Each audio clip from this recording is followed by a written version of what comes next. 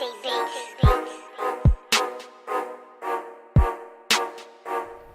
right, y'all. That was that All Falls Down at Cal Davis. Make sure you go and support the independent artists. But we have our second guest of the night, Miss Tai'Leone. Tai'Leone? Yes, that's it. Tai'Leone. The way it's spelled just makes me want to say something different. I think that happens to everyone, but once I say, they're like, oh, like I'll get in Tai'Leone, all types of things. So, I wouldn't say Thai, but you know, T-I is Thai more. Okay, well, anyway. Hey. There's Tai'Leone Cooper, who is the owner, founder of I had this right beginning of the week. Is it Nitza? Yeah, that's right. Nitza Beauty's company, which is bringing affordable, stylish eyewear to the marketplace. Mm-hmm. Ms. Cooper, thank you for taking the time to come on the show. Thank you for having me. I'm excited. You're welcome. For everybody who doesn't know about you, who wants to learn about you, give us a little background of what got you started in the beauty business, making affordable, fashionable accessories. Well, it started out as something I would have never thought I could do. Mm-hmm. First job, 18, was retail. Mm-hmm. It's something I like to do. I like talking with people. I like to sell stuff. Mm-hmm. But later on, I'm just like, you know, I'm making so much for everyone else. What am I doing, you know, for myself? Yeah. And I would look at these products and I'm like, you know, I can sell that for myself. If I can make $1,000 for someone else, why can't I make $1,000 for myself? So that kind of sparked my interest. And I just began to play around, you know, saving money, trying to create time, you know, for it because I was still working. Mm-hmm. But I feel like I had an opportunity and I took it and I'm happy with that, you know. I learned a lot from it. How did the opportunity come about? Or what was it that, you know, that was presented? For me, it was a financial opportunity because, like I said, I'm still working, so I'm having to pay for other things. But when I had more coming in, I decided this is my time to invest in it. Mm-hmm. I have it, you know, I might as well go ahead and put my all into it and see where it goes from there versus waiting, okay, I'll wait until next week. Well, I have the opportunity now. Why not, you know, take advantage of it? And that's what I did. You come from a family of entrepreneurs or business starters? I wouldn't definitely say that I have business starters in my families. I would be the first person who would have started my own business through my family. However, I've had creative people in my family. My mother's very creative. My grandmother, all of them are very innovative and they're self-starters. And it was only natural for me, you know, to move forward. You know, I see what they're doing. You know, my grandma likes to make lotions. She likes to make beads. Handmade lotion? She make lotions. She made them. And just seeing that growing up, it was just like, wow, you know. But the one thing that I wish is that she didn't stop. Yeah. So that's what I'm trying to overcome. I don't want to get overwhelmed. I want to keep going. Mm-hmm. So you started this back in 2017, right? Yep. What can you say you learned from that year of, you know, really jumping out there and basically jumping into the ocean and not knowing what to expect? I can say I learned a lot. I learned some valuable lessons as far as how business is operated because I thought I knew the ropes because I work retail and I'm like, okay, this is going to be a piece of cake. And then I start to do it. I'm like, maybe that's a little too much cake. You know, maybe I really thought, you know, okay, this is going to be easy. I done did this for some years. And then I started doing it for myself and I'm like, okay, I need more time.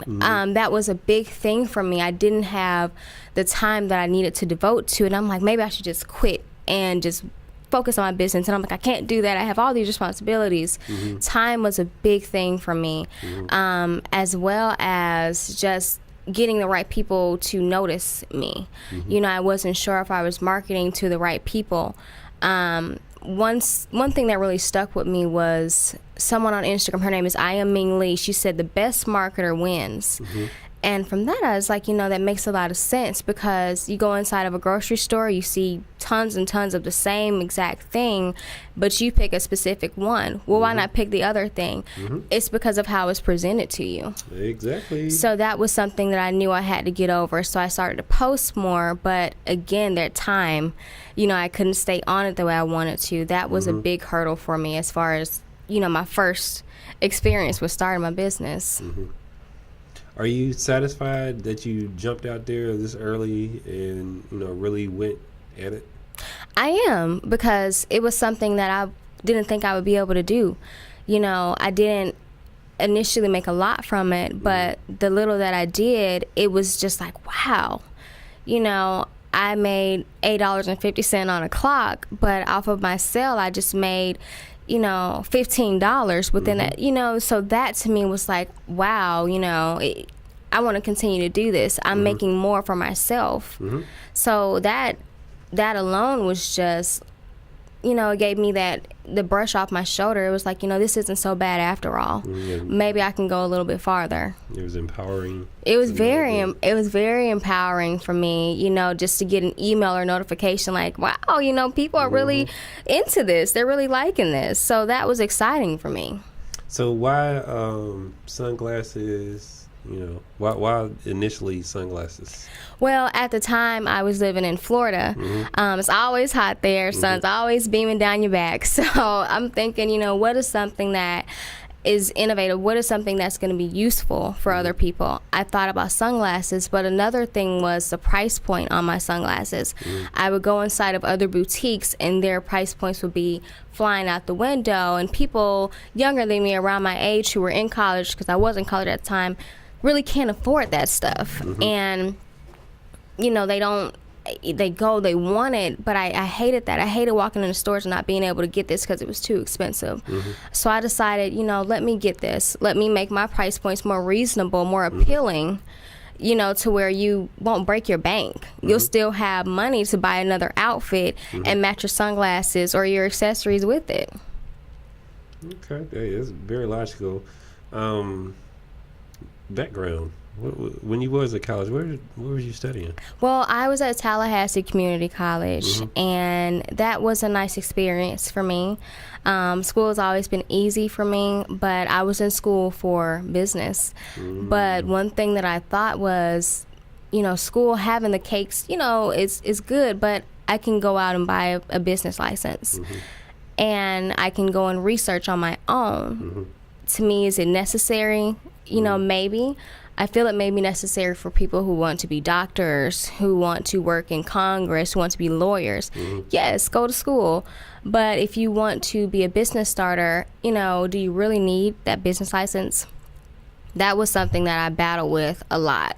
And from there, I did not continue to go to college. I continued to pursue other things and devote time to other things that really interested me. Because school was like, A, 100, right. And then it's like, I'm tired, I don't have the time to do things that I want to do, and the school stuff is really draining me. So, Yeah, I tell people all the time, because, I went to school for business and graduated and did the concentration in marketing.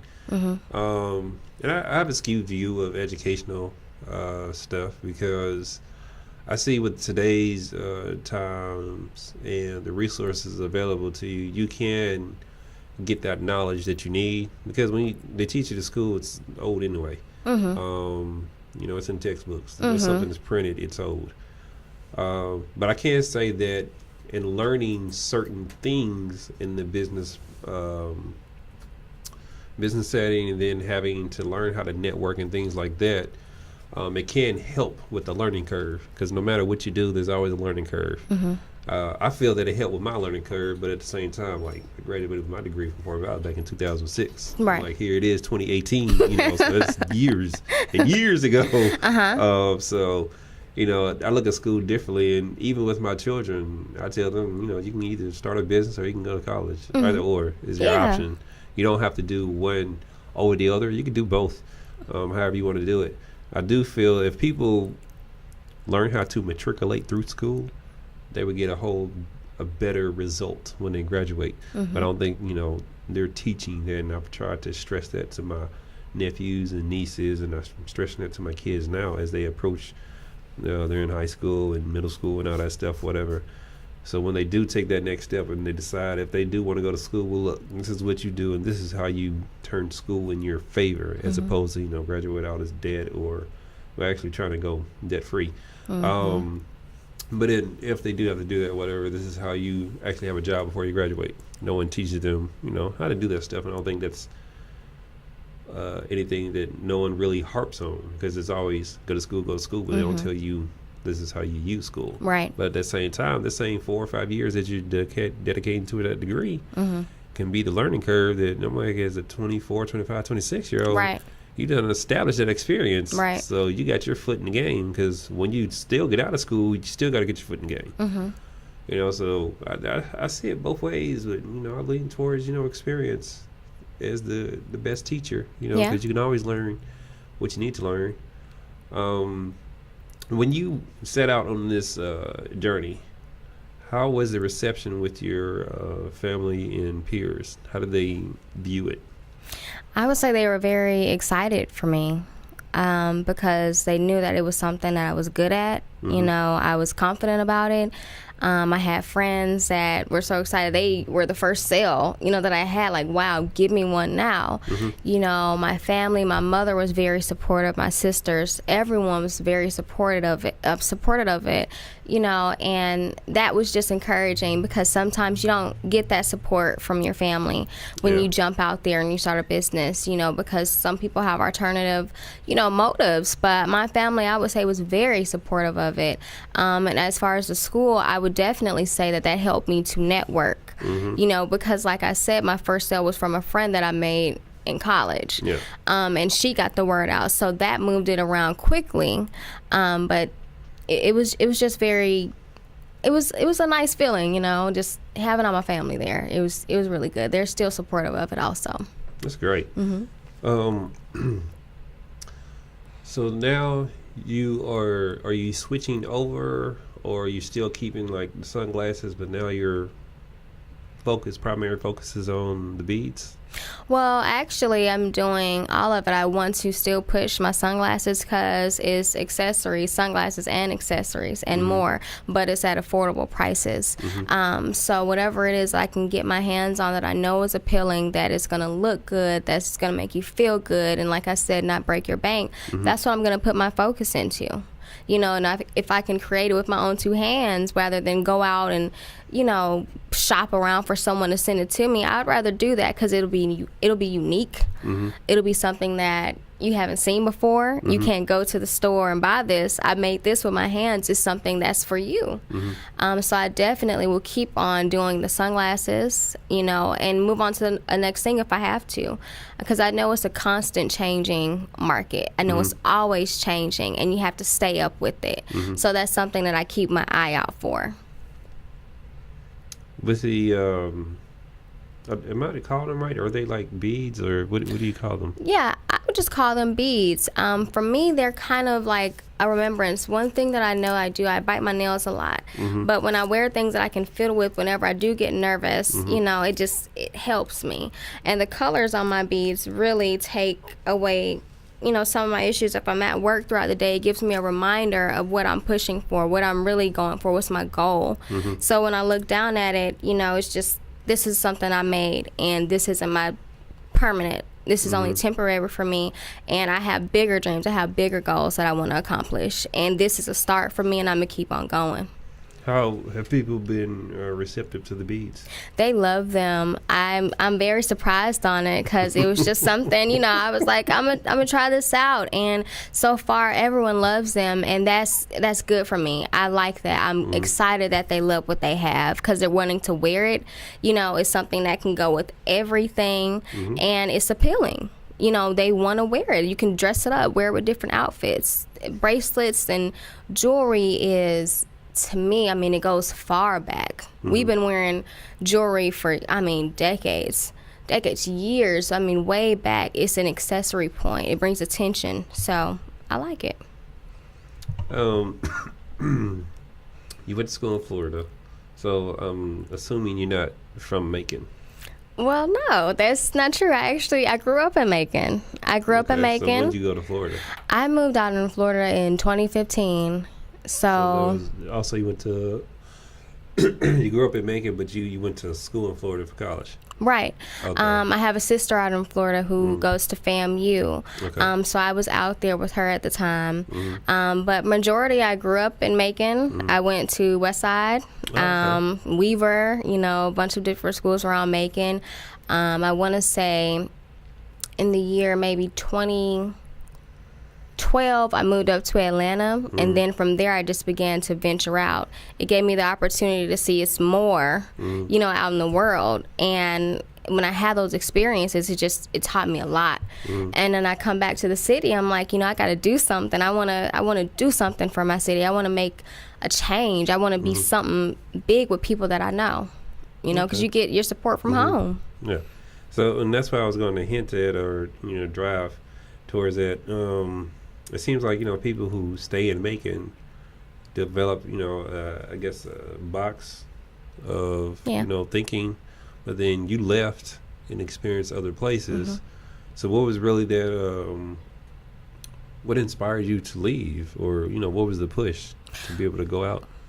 Well, it definitely wasn't something I decided to do. It was something based on a circumstance. I had to act. I had to think fast.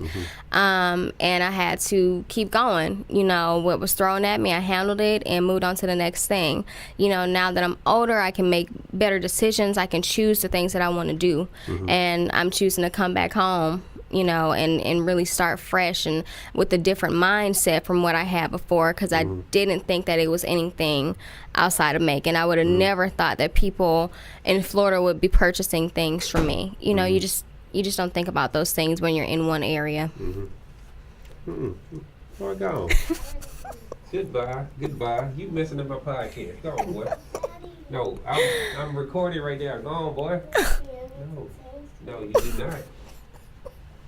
Tell you what, y'all something else. I bring you down here and you mess up my stuff. But anyway, trying to make me lose my train of thought. I have this thing with just making in general and the mentality that people have. Where do you think that stems from? Because you said you left due to circumstance, and we don't have to get into the circumstance. But where do you think the mentality of stay in Macon and don't want to go anywhere? Because I've actually met other people, like in Fort Valley, for instance, when I went to school there. There's kids who had grown up in Fort Valley all their life and had not gone, and when they go to Macon, they think they're going to the big city or whatever. Where does this people stay isolated mentality come from, or where do you think, in your opinion? For me, I think people just get comfortable. There are some people that don't even know about the whole other side of Macon. They don't know where the mall is, and that to me is kind of crazy. You get out and you experience where you're at. I don't understand that mentality. It's different for me because I want to see, I want to explore things. I don't want to eat at the same restaurant. I want to try something different, try something new. I think that mentality comes from thinking, oh, Macon is just this terrible place, but really it's what you make it. It's what you make it. It doesn't have to be. I get people all the time, why did you come back to Macon? I don't think of it like that, You can grow from anywhere. I can live in Macon and travel to California. You don't have to stay here in this area. I don't know why people have that mentality. And to me, it's like, what's so bad about this area? Why not make it better? Why not change something around? If you're just making this terrible place, well, change it. That's really how I feel about it. You can make an impact, make an impact where you can, or stop saying it's so bad and putting this terrible, name on the area when it's not. I mean, we're the center or the heart of Georgia. Yeah. To go here, you can go from anywhere. You can go down to Florida, Alabama. You can go anywhere from Macon. Why not make that choice to do something? Why not make that choice to do that? If you want to make that your reality, then make it reality. But you do have an option. You have a choice to do something different. And if you choose to stay where you're at or stay in this little bubble, then that's on you. You got the opportunity to do something different. It's up to you to go find it. Hey, I definitely love that. No, I'm loving this energy, this this line of thinking. You know, it's very refreshing. So you left, came back. Do you see things and opportunities in the Middle Georgia area, Macon now, that you probably didn't recognize that were here prior to leaving? Yes, I definitely do. I can see myself making a boutique here and providing, you know, services for my people, providing services for others that are reasonable, you know, to where you don't have to travel and go up the road to Atlanta. You know, why not make your city a lot better, you know, build it up? And that's something that I feel like I have an opportunity to do. You know, when I first came back here, it was heartbreaking. I saw how everything was broken down and, you know, nothing's being rebuilt. And it just was like, oh my gosh, what's happened? But being young, I feel like I have an opportunity to do something. You know, I'm tired of it looking like this. What can I change? You know, I have ideas to rebuild communities, you know, dip into real estate and change up a bad community and make it better, make it more livable for our people. So that's something that I, you know, really focusing on. How can I better where I'm at? How can I make an impact with where I'm at right now? Whether I'm in Macon, Florida, Alabama, I'm going to do something that's going to be beneficial to me and also to others. It's definitely, I feel that you have that sense of responsibility not only to achieve your dreams, but also to set aside part of that and to give back to your community and to add like another stone in building the house of where we should be at. So I definitely commend you on that, and will do anything in my power to help and support. As far as the sunglasses and beads, where has been your, I guess, farthest the sale you had to like ship something? Geographically, where's like where that sale come from? Wow. Well, when I was in Florida, the farthest that I've shipped out was to Atlanta area. Okay. But like I said, you know, it was something different. I wasn't really marketing to people in Georgia at the time, which, you know, now I'm like, okay, maybe I should have. But it reached out to someone that I really didn't even know. You know, I had no clue who they were. So that alone to me was just like, okay, you know, this is really getting attention. You know, I gotta put all what I can do into this, because people that I don't even know are wanting my products. And that shifted my focus from marketing to my friends and family to marketing to a broader audience. Because a lot of times people are like, you know, I don't have any support. Well, stop, you know, looking for support, because what you're selling, your family may not care to have. And they're a consumer. You know, they're a consumer, so if they don't want it, they don't have to buy it. And that for me was like, okay, let me stop marketing to what my mama like, asking my mom, hey, do you like these? She's not my only customer. She's not my only client. You know, I want to go farther than that. So that's what I did. And just from making a sale, being in Florida at the time, from someone out in Georgia, that was like, okay, you know, what I'm doing is a lot better. I'm shifting my focus. That's what I'm talking about. How has your experience been being a young black woman, you know, taking ownership and setting your destiny, of course, with, you know, building your business? Do people take you differently than you think your counterparts or any other person, you know, non-melanin color or whatever, would take somebody? How's that experience? Well, I personally, you know, feel like my people, we're just very innovative people. I look at this as inspiration. I've looked at other, you know, black-owned businesses for inspiration versus going to another company that's not black-owned, because I want to see what's appealing to them and what they're doing in their markets, you know, to help with my business. Because, you know, if I look out for them, I feel like they'll look out for me. And just being a black woman and doing this, you know, really doing it on my own, because I financed it by myself, it really just is like, it's harder out here. But you gotta put on those boots and you know, you gotta do what you gotta do. And that's really what I've been doing. I love to see other women, other black women doing what they're doing and being successful at it, and not depending on a job, a 9-to-5, breaking away from that, you know, cycle and venturing out and doing something different and becoming a millionaire off of, you know, selling something like hair or selling shoes or painting, anything like that. It's just, you know, breaking records. You never used to see stuff like that. You never used to see stuff. And now it's like, dang, it just helps me. I need to step up what I'm doing because she's doing. Let me get, I love to see that. That's something that I really like. I love it. It really empowers me and lets me know I can do it too. You know what I'm talking about. So I take you as you strike me as the a personable person. Yeah.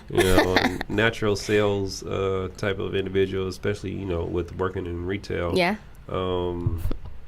Do you go to, or people, can they find you at various events that are hosted throughout the area, or?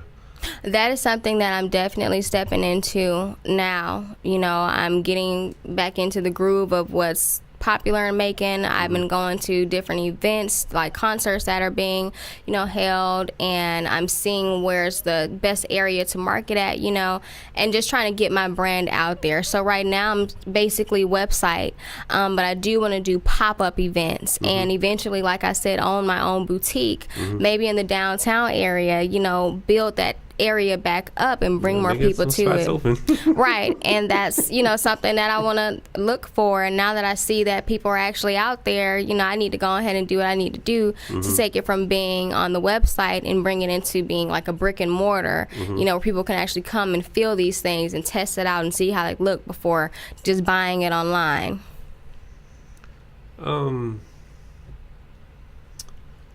Do you have, or do you view anything as obstacles at this particular point now? Because you seem very positive, right? And you seem like if something is presented to you, instead of looking at it or seeing that it as a setback, you're trying to work your way around it. I don't have those fears anymore. I used to think like, oh my God, can I do this?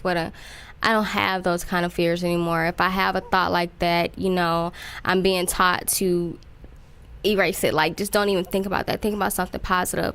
And now that I think like that, I don't feel that way. I feel like I can do what I need to do. And if I do take a downfall from it, okay, it just wasn't for me. Let me try something different. If it is an obstacle, I'm going to go over that obstacle. I'm going to do what I need to do, and just be positive about it. It's really honestly about being positive. If you change the way that you think, you have a different view on things. I'm loving it. I just love it. It's like this little mogul in the making. So as far as what's popular right now with, or what was popular this past selling season with the sunglasses, what do people like? They definitely, out of my products or just in general? Well, just out of your products, and then I'm not in the sunglass game, so, Well, I definitely know the colors, color lenses were a big thing. And that's something that I took initiative to. Women like to look fly. They want something that ain't nobody else gonna have.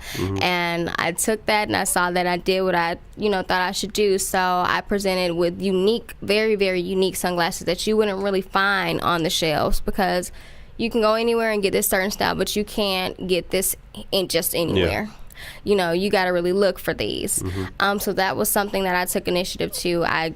Colors, cat eye, circular, being clear where you can, still see just all those different types of styles, but adding a little twist to it. So what I have here are what I find to be unique. I don't find too many people unless they're getting them from me, with these sunglasses. So when they see them, they're like, oh my God, they're stopping me when I wear them out in public. Where did you get those glasses? Oh, I got them off my website. I've never seen nothing like that. I know you haven't. Let me.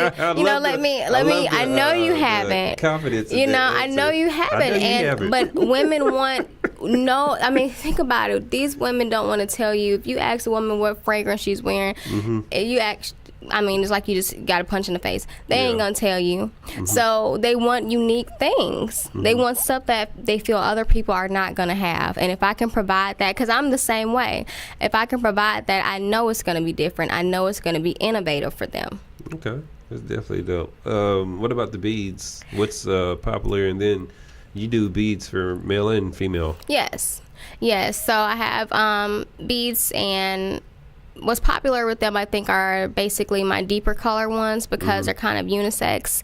I was thinking maybe guys don't like pink, but what I'm seeing is they're really feeling it, you know, and I'm asking questions from guys like, what is it that you like? What colors do you like? Like, let me know so I can make something that's more appealing to you. So I'm just trying to do something that's universal that both men and women can wear it. Now, I do believe in separation, but I do want something that anyone can rock, and I let them know, hey, this is to me a feminine item. You know, if you like it, then you like it, but if you don't, get it for your girlfriend, you know what I'm saying? But I try to make stuff for everybody. I want to make things that are appealing for everybody. That's what I'm talking about. So are we going to have any new product line introduced before the end of the year, or are you revamping for like 2019 kickoff? Or? Oh yeah, I definitely want to revamp. I definitely want to do everything over, add some new items, you know, keep some oldies if I can, bring some oldies back that have sold out. But I want to keep with new things. Now, what I have in store, I'm not going to release it yet, but like I said, you know, it's going to be stuff that you can't find. It's going to be things that you're not going to be able to find on the shelves. You got to come to me to get it. Okay. So people want to check you out and check out the website. Where do they need to go, and how do they get in contact? All right, so you can go to www.nitza, beautyco.com. My Instagram is Nitza Beauty, and then my Facebook is Nitza Co. Nitza. Nitza stands for blossom. I'm currently blossoming. It's a Hebraic term, but it means blossom, bloom, flower. Because from a flower, you know, you got to grow. You water it, it's going to grow. Okay.